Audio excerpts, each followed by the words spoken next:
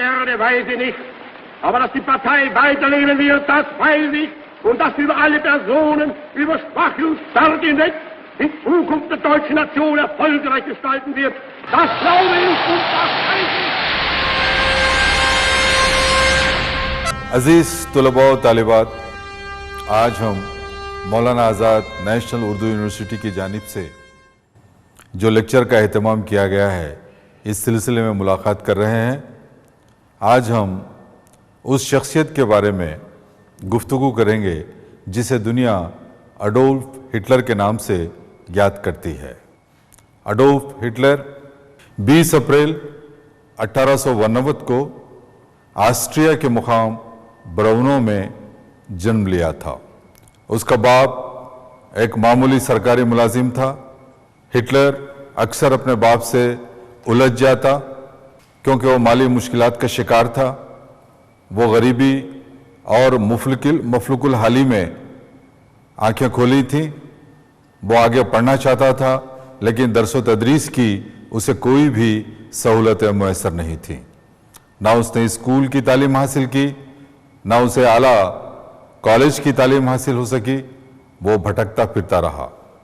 18 साल की उम्र में वो वियना गया और वियना के ज़माने में उसने घरेलू पेंटिंग का काम भी किया और अशिया भी फरोख्त किया करता था वो। और रातों में छोटी मोटी लॉज में पहुंचकर वहां भी काम किया करता था। वो ज़माना उसकी आवारागर्दी का ज़माना था। और जब रातें हो, जब कुछ उसे पैसे मिल जाते मेहनत मजदूरी के बाद, तो वो रातों में मिठाई की दुकानों में जाता और वहाँ बिस्किट्स खा लेता। उन मुकामात पे पहुँचता रातों में जहाँ पे खाने पीने की अशिया मुफ्त तकसीम की जाती और उससे भी वो मुस्तफ़ीद होने की कोशिश करता। हिटलर का ये दौर बेकारी का दौर रहा, लेकिन उसने वियना में बहुत सी चीज़ें सीखी। उसे ये महसूस हुआ कि वियना के रहने वालों में कौमियत का जज्बा कम पाया जाता है और हुक्मरानी के तरीक़े भी उनमें मौजूद नहीं हैं। वो 1913 में म्यूनिख का सफ़र करता है और म्यूनिख पहुंचकर भी वो अपने पेशे को पेंटिंग को जारी रखता है। अपने रोज़गार का वही उसे ज़रिया बना लिया था। हिटलर ने 1914 में जब पहली जंग अज़ीम का आगाज़ हुआ तो उसने बावारिया के बादशाह लुडविग सुवम से दरख्वास्त की कि उसे फ़ौज में भर्ती किया जाए। उसकी दरख्वास्त मंजूर की गई और उसे सरहद पर बहैसियत सिपाही के भेजा गया। उसने पहली जंग अज़ीम में बढ़ चढ़कर हिस्सा लिया और जंग के ख़िताम पर उसे आयरन क्रॉस का तमगा भी मिला और उसकी बहादुरी और शुजाअत के कारनामों के सिले में उसे अवार्ड भी दिया गया।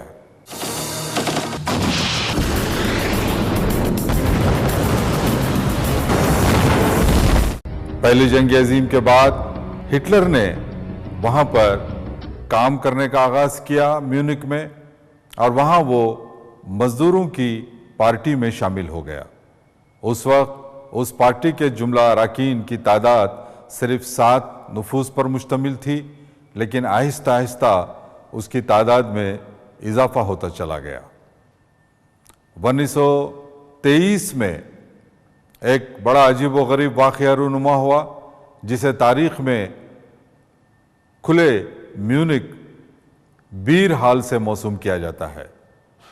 इसमें उसने फौजी अफसर लुडेनडॉर्फ से मिलकर बगावत करने की कोशिश की और हुकूमत पर कब्ज़ा करने की कोशिश की, लेकिन उसकी वो कोशिश नाकामी में तब्दील हो गई और हिटलर को गिरफ्तार किया गया और उस पर खुली अदालत में मुकदमा चलाया गया और उसे 5 साल की सज़ा सुनाई गई। लैंड्सबर्ग की जेल में हिटलर को रखा गया। चूँकि वो एक सियासी पार्टी का कायद था, इसीलिए उसे रहने के लिए कमरा दिया गया और उसमें पढ़ने लिखने की सहूलतें भी फराहम की गईं।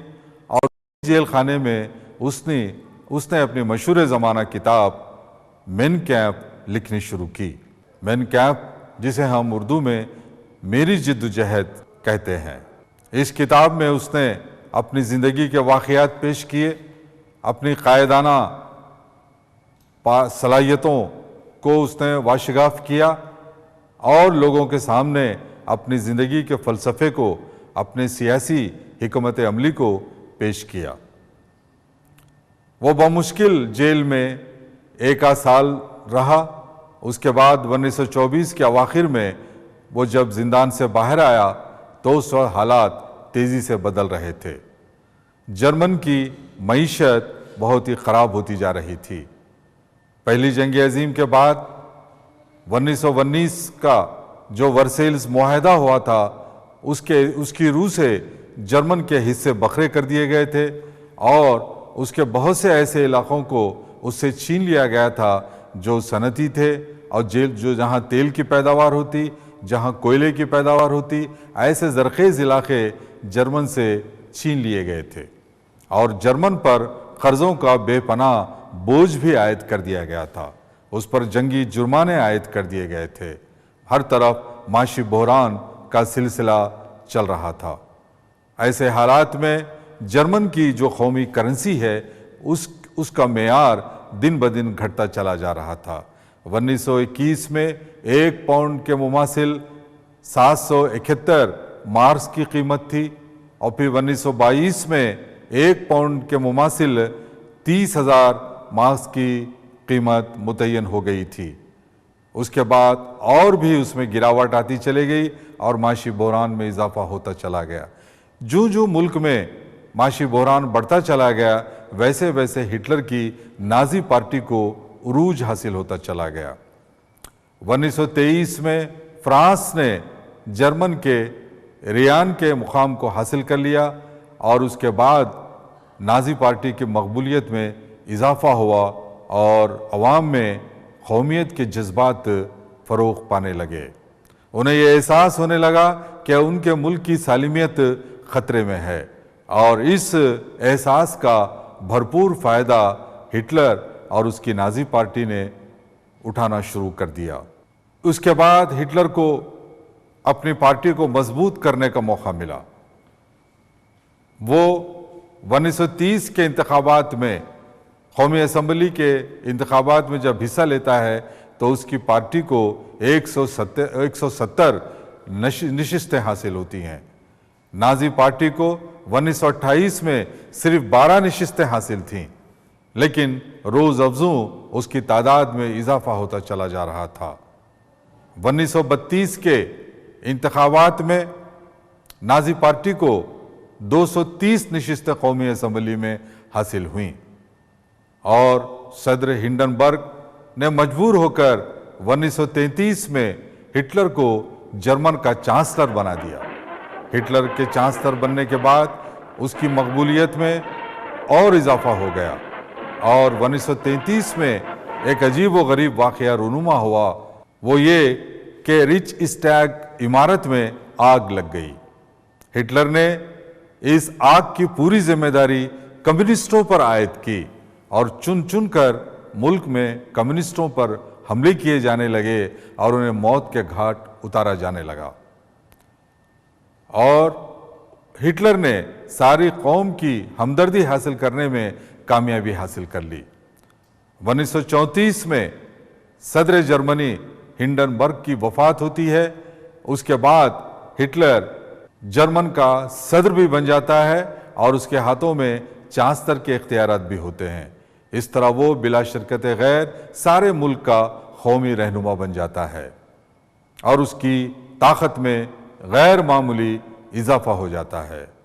ہٹلر نے 1934 میں قومی اسمبلی پر دباؤ ڈالا کہ وہ صوبائی اسمبلیوں کو تحلیل کر دے۔ ان کے اختیارات کو سلب کر لیا گیا اور انہیں نظم و نسق کی اکائیوں میں تبدیل کر دیا گیا اور دیگر تمام سیاسی جماعتوں پر امتناع عائد کر دیا گیا۔ افراد کی آزادیوں کو سلب کر لیا گیا۔ مکمل طور پر پریس سینسرشپ پورے ملک میں نافذ کر دی گئی۔ صرف نازی پارٹی کو ملک کی قومی پارٹی کی حیثیت سے تسلیم کیا گیا۔ ہٹلر کے ہاتھ میں اب پورے اختیارات آ چکے تھے اور تمام شعبہ حیات، معیشت، تعلیم اور مالیہ، ان تمام شعبوں کو مرکزی حکومت کے تحت کر لیا گیا اور برلن سے سارے ملک پر حکومت کی جانے لگی۔ ہٹلر کے اس عروج کا، اس ترقی کا کیا سبب تھا؟ اگر ہم اس پر نگاہ ڈالیں تو ہمیں محسوس ہوتا ہے کہ اس کے عروج کا، اس کی طاقت کا سب سے بڑا راز وہ یہ تھا کہ جرمن میں جمہوری حکومت اس وقت قائم کی گئی جب سارے ملک میں افراتفری پھیلی ہوئی تھی اور معاشی بحران بڑھ رہا تھا، اور جرمنی میں شروع سے جمہوریت کی بنیادیں مستحکم نہیں تھیں، اور اس وقت جمہوریت قائم کی گئی جب جرمن پہلی جنگ عظیم میں مکمل طور پر ہار چکا تھا اور لوگوں میں مایوسی کا اندھیرا پھیلا ہوا تھا۔ اسی وجہ سے سارے لوگ اس جمہوری نظام کو حقارت کی نگاہوں سے دیکھنے لگے، اور بیرونی ممالک نے بھی جرمن میں جمہوری حکومت کو اور اس کے تجربے کو کامیاب ہونے نہیں دیا۔ اسی وجہ سے نازی پارٹی عوام میں ہردی لذیذ ہو گئی اور اس کی قیادت مسلمہ ہو گئی، اور وہ قومی ہیرو کا مقام حاصل کرنے میں کامیابی حاصل کر لیا۔ یہ صحیح ہے کہ کچھ ایسے منصوبے بھی مرتب کیے گئے جس کی وجہ سے جرمن کی معیشت کو بہتر بنانے کی کوشش کی گئی، جیسے ینگ پلان، ڈیوس پلان۔ اس کے ذریعے سے اور امریکہ کے قرضجات جرمن کو جاری ہونے لگے تاکہ وہاں کی معیشت کو بہتر بنایا جا سکے۔ لیکن 1929 کا جو معاشی بحران شروع ہوا اور جس کی لپیٹ میں جرمن آیا، اس کے بعد امریکہ نے اپنے قرضے بند کر دیے، اور جس کی وجہ سے جرمن میں معاشی بحران اور معاشی بدحالی، پسماندگی بے پناہ پھیلنے لگی، اور اس سے فائدہ اٹھا کر نازی پارٹی نے عوام کے جذبات کو بلیک میل کرنا شروع کر دیا۔ اگر آپ ہٹلر کی داخلی پالیسی پر ایک دائرہ نظر ڈالتے ہیں تو ہمیں یہ اندازہ ہوتا ہے کہ جرمن میں مطلق الانانیت کی داغ بیل ڈال دی گئی۔ ایک شخص واحد کی حکومت سارے ملک میں قائم ہو گئی۔ ہٹلر نے ساری صنعتوں کو قومیایا اور اس نے درآمدات کی حوصلہ شکنی کی، امپورٹس پر پابندیاں عائد کر دی گئیں۔ اس کے بجائے اس نے برآمدات کی حوصلہ افزائی شروع کر دی، اور صنعت و حرفت میں بھی بنیادی انقلابی تبدیلیاں اس نے روشناس کیں۔ ربر، کوئلہ، موٹر کا ایندھن، یہ سب چیزیں ملک ہی میں تیار کی جانے لگیں، اور بے روزگاری کو ختم کرنے کے لیے نوجوانوں کو روزگار کے ذرائع بھی حکومت کی جانب سے فراہم کیے جانے لگے، انہیں محنت مزدوری میں مشغول کیا جانے لگا، اور اس سے ہٹ کر اسلحہ سازی کے کارخانوں میں بھی انہیں روزگار مہیا کیا گیا۔ اس طرح سے اس نے بے روزگاری پہ قابو پانے کی کوشش کی، اور سارے محکموں کو اس نے مرتکز کر لیا، اور سارے ملک میں ایک مرکزی حکومت تشکیل دی گئی۔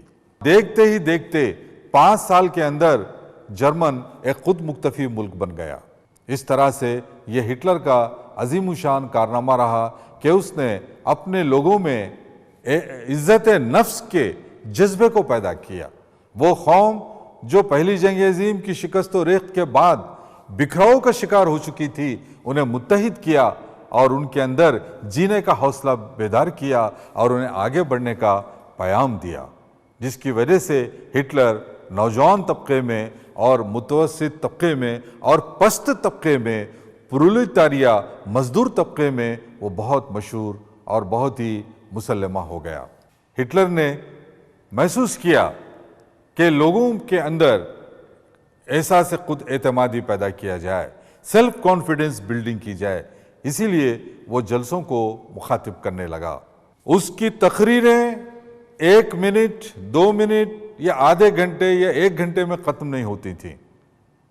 اس کی تقریریں مسلسل کئی گھنٹوں پر مشتمل ہوتی تھیں، اور اس کی عوامی تقریروں میں نازی پارٹی کے تربیت یافتہ 500 افراد جلسہ گاہ کی شہنشین کے قریب بیٹھا کرتے تھے اور ہٹلر اسٹیج پر آتا اور سوال کرتا کہ جرمن کی تمام بیماریوں کی جڑ کیا ہے، تو اس کے تربیت یافتہ لوگ جواب دیتے ایک آواز میں کہ موجودہ حکومت، یعنی جرمن کی موجودہ جمہوری حکومت۔ پھر ہٹلر ان سے سوال کرتا کہ اس حکومت کے پیچھے کون ہے، تو مجموعہ پھر جواب دیتا کہ اس کے پیچھے یہودی ہیں۔ تو پھر وہ مجمع سے سوال کرتا میں کون ہوں، تو لوگ کہتے ہیں کہ آپ ہمارا قائد ہیں، آپ ہمارے رہنما ہیں۔ تو پھر وہ تقریر کا آغاز کرتا، 1 گھنٹہ 2 گھنٹے 3 گھنٹے 4 گھنٹے مسلسل تقریر کرتا۔ وہ ایک آتش فشاں مقرر تھا، خطابت میں اس کا کوئی بھی مقابلہ کرنے والا ملک میں نہیں تھا۔ اس کی خطیبانہ صلاحیتیں بے پناہ تھیں۔ اس کی تقریروں میں ایک آبشار ہوتا تھا جس کا بہاؤ کئی گھنٹوں تک ہوتا اور لوگوں پر سحر طاری ہو جاتا، ایک ایک لفظ اس کا لوگوں کے دلوں میں اترتا چلا جاتا، جس کی وجہ سے نازی پارٹی ملک کے گوشے گوشے میں پھیل گئی۔ آئیے اب ہم ہٹلر کی خارجہ پالیسی پر دائرانہ نظر ڈالتے ہیں۔ ہٹلر کی خارجہ پالیسی کا بنیادی مقصد جرمن کو عروج پر لے جانا تھا، آسمان کی بلندیوں تک لے جانا تھا۔ اسی لیے اس نے پولینڈ سے 1934 میں 10 سالہ معاہدہ کیا۔ وہ اپنی سرحدوں پر، پولینڈ کی سرحدوں پر امن و امان باقی رکھنا چاہتا تھا، لیکن در پردہ اس کی نگاہیں پولینڈ پر تھیں۔ وہ اپنے اندرونی مقاصد کو پیش نظر رکھتے ہوئے پولینڈ سے اس نے معاہدہ کیا۔ اس کے علاوہ وہ پہلی جنگ عظیم کے فاتحین کی طاقت کا امتحان لینا چاہتا تھا۔ وہ یہ دیکھنا چاہتا تھا کہ ان فاتحین میں 1919 کے ورسیلز معاہدے کی شرائط پر جرمن کو عمل کرنے کی طاقت رکھتے ہیں یا نہیں۔ اسی لیے اس نے اسپین کی خانہ جنگی میں مداخلت کی۔ اسپین میں 1931 میں ایک جمہوری مملکت تشکیل دی گئی تھی، لیکن جنرل فرینکو کی رہنمائی میں 1937 میں وہاں حکومت کے خلاف بغاوت کا لاوا پھٹ پڑا اور ہٹلر، اٹلی کے مسولینی ڈکٹیٹر، دونوں نے مل کے اسپین میں نازیوں کے ہاتھ مضبوط کرنے شروع کیے، ان کی تائید شروع کر دی اور ان کے ایجیٹیشن کو مکمل اپنی حمایت دی۔ نتیجہ یہ ہوا کہ 1937 میں اسپین کی جمہوری حکومت کو سختی سے کچل دیا گیا اور وہاں جنرل فرینکو کو مکمل کامیابی حاصل ہوئی۔ ایسے موقع پر برطانیہ اور فرانس چپ چاپ تماشا دیکھتے رہے اور ہٹلر اور مسولینی کی طرف سے ان کے جو ہوائی جہاز تباہی و بربادی کر رہے تھے اس کا وہ لوگ تماشا دیکھ رہے تھے۔ ہٹلر نے آسٹریا کی جانب توجہ کی۔ مسولینی نہیں چاہتا تھا کہ آسٹریا پہ جرمن قابض ہو، لیکن جب وہ ابیسینیا کی مہم میں مصروف تھا، اس سے فائدہ اٹھاتے ہوئے ہٹلر نے جرمنی فوجیں بھیجی اور آسٹریا کو مکمل طور پر جرمن میں شامل کر لیا۔ ہٹلر کی نگاہیں چیکوسلواکیہ پر مرکوز ہوئیں۔ چیکوسلواکیہ کے بعض علاقوں میں جرمن نژاد لوگ تھے۔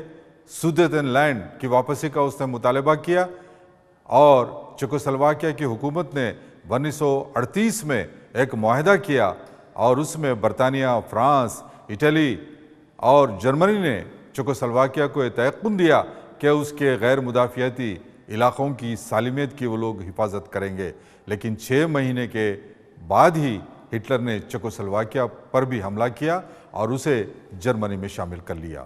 ہٹلر نے پولینڈ کے ڈانزگ شہر کی واپسی کا مطالبہ کیا اور گزرگاہ کی واپسی کا مطالبہ کیا تو برطانیہ کا صبر کا پیمانہ لبریز ہو چکا تھا۔ برطانیہ کے وزیر اعظم نے کہا کہ اگر پولینڈ پر حملہ کیا گیا تو برطانیہ اور فرانس دونوں پولینڈ کی مدد کریں گے۔ برطانیہ نے فرانس اور پولینڈ سے ایک رسمی معاہدہ کیا۔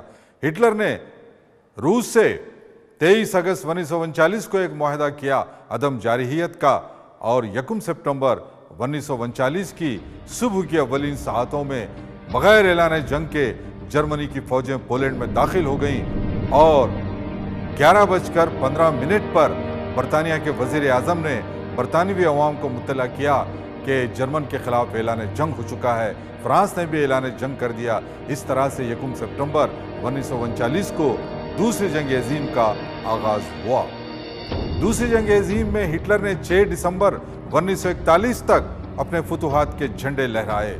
اس نے ڈنمارک، ناروے، بیلجیم، لکسمبرگ پر حملہ کیا اور انہیں فتح کر لیا۔ اس کے علاوہ اس نے یوگوسلاویا پہ اور یونان پہ حملہ کیا، اور وہاں بھی اس نے فتح و نصرت کے جھنڈے گاڑ دیے۔ جب اس نے روس پر حملہ کیا اور لیننگراڈ کی طرف اس کی فوجیں بڑھنے لگیں، تو اس وقت اچانک روسی 2 ڈویژنز کی فوجوں نے ان کے ہیراول دستے پہ حملہ کیا اور جرمن کو شکست ہوئی۔ 7 دسمبر 1941 کو جاپان نے پرل ہاربر کی بندرگاہ پر امریکہ کے ایک بحری بیڑے کو سمندر میں غرق کر دیا۔ اس طرح امریکہ بھی دوسری جنگ عظیم میں کود پڑا۔ 1944 تک برطانیہ اور امریکی فوجیں اٹلی میں داخل ہو گئیں، اس کے بعد وہ فرانس میں آ گئیں۔ اس طرح سے ہٹلر کی ناکامیوں کا سلسلہ شروع ہو گیا۔ 1942 میں ہٹلر جب مشرقی پروشیا کے تہہ خانوں میں رہتا تھا، اس وقت وہاں پہ بم بلاسٹ ہوا۔ اس کے دشمنوں نے اسے ہلاک کرنے کی کوشش کی، جس کے نتیجے میں اس کا ایک بازو زخمی ہوا، اور اس کی سماعت بھی جاتی رہی۔ اس کے بعد وہ بہت زور زور سے باتیں کرتا تھا، غصے سے جھلا جاتا تھا، لیکن اس کے ماتحتین اس کی فرمانبرداری بجا لاتے تھے۔ پھر وہ لمحہ آ گیا 30 اپریل 1945 کو اس کے فوجی افسروں نے ہٹلر کو اطلاع دی کہ ساری عمارت روسی سپاہیوں نے گھیر لی ہے اور وہ کسی بھی لمحہ عمارت میں داخل ہو سکتے ہیں۔ تو اس وقت ہٹلر نے اپنی محبوبہ ایوا برون کے ساتھ مل کر خودکشی کر لی، اور پھر ان دونوں کی لاشوں کو اسی گارڈن میں نظر آتش کر دیا گیا۔ اس وقت ہٹلر کی عمر 57 برس کی تھی۔ اس طرح سے ایک بڑے قہر کا خاتمہ ہوا۔ ہٹلر نے ساری دنیا میں جنگ مسلط کر دی تھی اور ساری دنیا کو تباہی کے دہانے پہ لا کھڑا کر دیا تھا۔ ہٹلر کی شخصی زندگی پہ اگر ہم نظر ڈالتے ہیں تو ہٹلر نے شراب کبھی نہیں پی، سگریٹ نوشی نہیں کی، اسے خواتین سے کوئی دلچسپی نہیں تھی۔ اس کی زندگی میں صرف 2 خواتین آئیں، ایک تو ایوا برون جس کے ساتھ اس نے خودکشی کی، اور دوسری اس کی اپنی بھانجی گیلی راوبل جس سے وہ بے پناہ محبت کرتا تھا۔ ہٹلر کی نازی پارٹی کا اگر ہم تجزیہ کریں تو نازی پارٹی انفرادی آزادی پر، سماجی حریت پر، سیویل لیبرٹیز پر اس کا کوئی یقین نہیں تھا۔ مطلق العنانیت نازی پارٹی کا نصب العین تھا۔ وہ نارڈک نسل کا پرچار کیا کرتا تھا، اور وہ جرمن نسل کو ساری دنیا پر برتر سمجھتا تھا، اور اس کی برتری اور فوقیت اور مملکت کی فوقیت کو وہ قائم کرنا چاہتا تھا۔ اس کے اصولوں میں سب سے بڑا اصول یہی تھا کہ جرمن قوم بلند ترین مقام رکھتی ہے، سب سے اعلیٰ عرفہ نارڈک نسل ہے، اور اسی کی حکومت ساری دنیا میں قائم ہونی چاہیے۔ مطلب یہ ہے کہ ہٹلر جیسا سوچتا تھا ویسا دنیا میں نہیں ہوا۔ اس کے نظریات، اس کی آئیڈیالوجی نازیزم کی مکمل طور پر ناکام ہو گئی۔